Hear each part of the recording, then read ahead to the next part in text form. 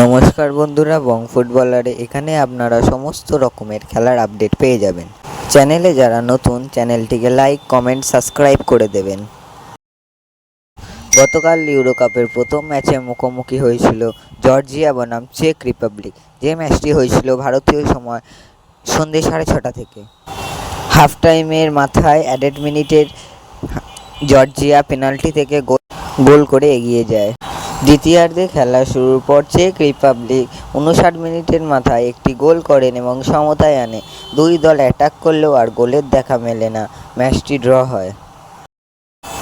গতকাল ইউরোপের দ্বিতীয় খেলা ছিল ভারতীয় সময় রাত 9:30 থেকে তুরস্ক বনাম পর্তুগাল প্রথম থেকে মোহর অ্যাটাক করেও 3টি গোলে এগিয়ে যায়।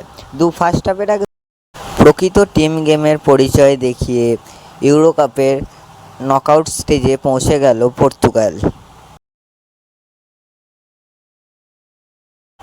কাল ইউরো কাপের তৃতীয় খেলা ছিল রোমানিয়া বনাম বেলজিয়াম। সেই খেলায় বেলজিয়াম 2-0 গোলে রোমানিয়াকে হারালো। অসাধারণ 80 মিনিটের মাথায় গোল করে জয়সূচক গোলটি এনে দিয়েছিলেন কেভিন ডি ব্রুয়না। এই ডি ব্রুয়নার জয়সূচক গোলের নিরিখে বেলজিয়াম 2-0 গোলে রোমানিয়াকে হারালো।